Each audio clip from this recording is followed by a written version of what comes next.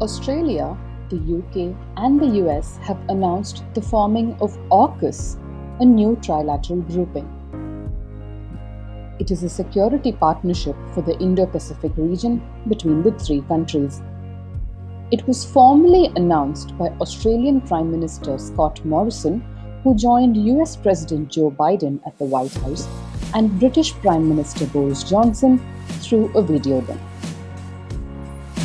As part of AUKUS, Australia will build at least 8 nuclear-powered submarines with help and expertise from the UK and the US.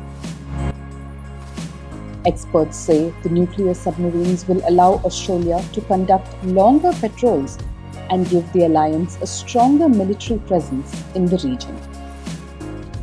Australia has also announced that it would acquire additional long-range strike capabilities for its defence force. These include the Tomahawk cruise missile on destroyers, extended-range joint air-to-surface standoff missiles, and long-range anti-ship missiles for fighter jets. This is in continuation of the collaboration with the US to develop hypersonic missiles and precision strike-guided missiles for land forces. AUKUS will also involve a new architecture of meetings and engagements between the three countries, as well as cooperation across emerging technologies like applied AI, quantum technology, and undersea capabilities.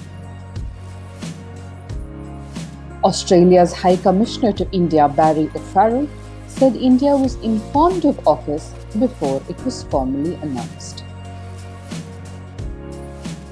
Australia will join a club of 6 countries, the US, the UK, France, Russia, China and India, who already have nuclear-fueled submarines, and this will be a step up for Australia in terms of its defence capabilities, its security provision capabilities in the Indo-Pacific. And in addition to providing submarines to Australia, the 3 allies part of this deal will also start interacting more frequently through their foreign ministries and their defence ministries, and out of that we can probably see more deliverables in the years to come. In terms of the significance for the UK has been trying to find its feet a little bit post-Brexit and has said it wants a greater Indo-Pacific tilt in its foreign security and defense policies, and we can say that AUKUS is a manifestation of this. And Boris Johnson, speaking at the AUKUS announcement virtually, basically talked about the employment opportunities for Britain from this deal. For the US, of course, this is another way to manage growing Chinese assertiveness in the region. The US has said that Russia and China would love for it to be embroiled in Afghanistan for decades to come, and the US has now exited Afghanistan. That frees up some bandwidth for the US. The US has only shared this submarine technology with one other country, and that's the UK, about 70 years ago. So it's very significant that it's sharing it with Australia now. In terms of the significance for China, we're going to wait and see how that plays out, how it plays out in terms of how China engages with other countries in the Indo-Pacific. Not surprisingly, Beijing has reacted badly and has not really appreciated this announcement. No surprises there.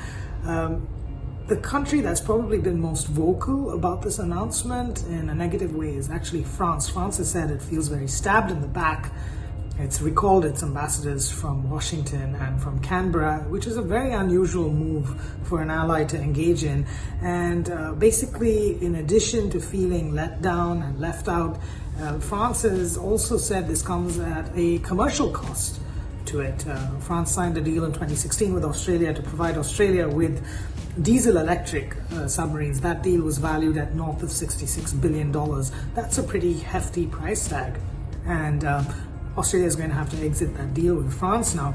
France has also said that this is going to have repercussions for NATO and also for how the EU is thinking about its own Indo-Pacific strategy.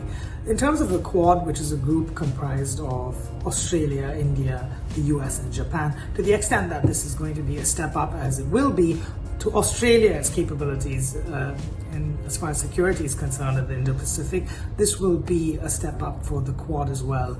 And the Quad leaders are meeting in just a few days here in Washington, D.C. I'm Sriram Lakshman for The Hindu in Washington, D.C.